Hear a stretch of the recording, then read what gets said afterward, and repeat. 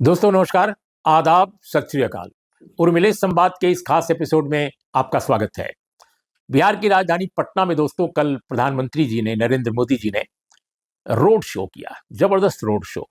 और उन्होंने अपने उम्मीदवारों के विजयी बनाने का लोगों से अपील की उनसे। दिलचस्प बात यह रही कि बहुत दिनों के बाद प्रधानमंत्री जी का किसी चुनाव में बिहार में कम से कम रोड शो देखा गया, क्योंकि आमतौर पे माना जाता था कि बिहार में डबल इंजन है। नीतीश कुमार जी की भी सरकार है, नीतीश कुमार जी वहाँ के माने जाते हैं कि उनकी बहुत लोकप्रियता है। और बीजेपी और जेडीयू जब मिल जाते हैं तो बहुत मुश्किल होता है अपोजिशन के लिए। पिछले चुनाव में 39 सीट, 40 सीटों में 39 सीट एनडीए ने जीत लिया था। तो आमतौर पे प्रधानमंत्री को ज्यादा मशक्कत या ज्यादा मेहनत नहीं करनी पड़ती है बिहार में, ऐसा माना जाता है। और दूसरे स्टेट्स में वो एनर्जी ज्यादा खर्च करते हैं। लेकिन इस बार हुआ यह है कि अब बिहार में भी रोड शो, और बीच में सड़क पे रुक के मैंने देखा कि पत्रकारों से बात भी, कुछ पत्रकार, चुनिंदा पत्रकार, उनसे बातचीत भी उन्होंने की। अब इंटरव्यू भी कह सकते हैं, लेकिन वो बातचीत इसी तरह से थी कि जो आमतौर पे आजकल होता है कि कुछ चुने हुए पत्रकार होते हैं और वो अपने ढंग से बात करते हैं और फिर उनका प्रधानमंत्री जी एक जवाब देते हैं। ये सब भी हुआ। दिलचस्प बात ये रही दोस्तों कि इस पर लालू प्रसाद यादव की जो टिप्पणी है, कमेंट हो जाए, तुरंत आ गया। इधर प्रधानमंत्री जी का रोड शो खत्म हुआ, खूब जम करके जयकारे हुई, भारतीय जनता पार्टी के लोग गदगद हो गए कि भैया पटना में तो अब सब कुछ ठीक हो गया। लेकिन जो मोदी जी के भाषणों पर उनकी जो टिप्पणियां थी, जो बाकायदे दिखाई जा रही थी, टेलीविजन चैनलों पर चल रहा था लाइव, उस पर लालू प्रसाद यादव ने जो कहा, ज्यादातर चैनलों ने तो नहीं दिखाया, लेकिन वहां की वेबसाइटों ने, कुछ अखबारों ने भी छापा है। और वो बड़ी दिलचस्प है अपने ठेठ भोजपुरी अंदाज में। अब उसमें बीच बीच में हिंदी भी, लेकिन भोजपुरी का छौंका ज्यादा।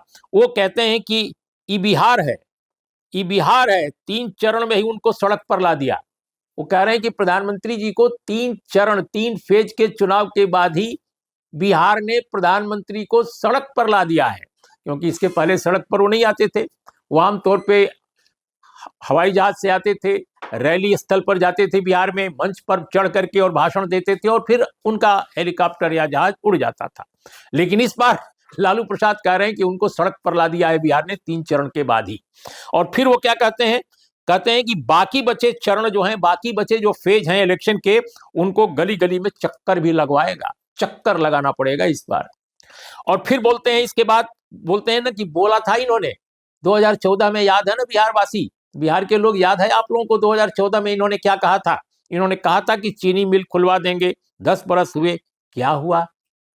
एक्चुअली बिहार में जो चीनी मिल है आमतौर पे नॉर्थ बिहार में है, और आज प्रधानमंत्री उन्हीं इलाकों में जा रहे हैं।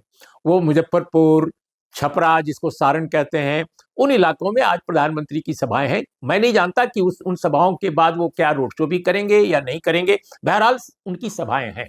राजीव प्रताप रूडी के क्षेत्र में भी एक बड़ी जनसभा है। और दिलचस्प बात यह है कि यहाँ लालू प्रसाद यादव की जो छोटी बेटी हैं, वो चुनाव लड़ रही हैं, रोहिणी आचार्य। तो बहुत टक्कर मजबूत कही जा रही है यहाँ। तो ये वहां भी हो जा रहे हैं आज।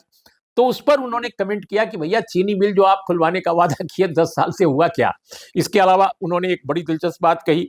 उन्होंने कहा कि बिहार में 100 बरस पुरानी एक यूनिवर्सिटी है, 100 बरस पुरानी, पटना यूनिवर्सिटी।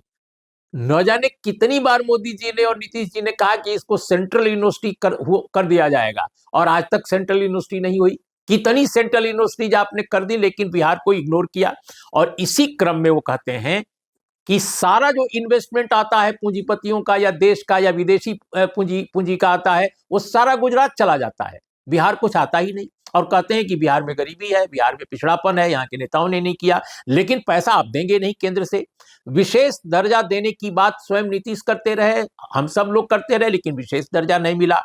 तो ये केंद्र जो है 39 एमपी ले गया एनडीए। पिछले चुनाव में 40 में 39 एमपी, किस काम का? किस काम का? अब ये लालू प्रसाद ने अपने अंदाज में कहा कि किस काम का ये रहा, 5 साल में आपने बिहार के लिए किया क्या? जो भी किया, हम कुछ दिन के लिए आई हमारी सरकार ने किया, जिसमें Tejashwi Yadav deputy chief minister थे। उनका उनका कहना था एम्प्लॉयमेंट पर काम किया, लेकिन आपने रहने नहीं दिया।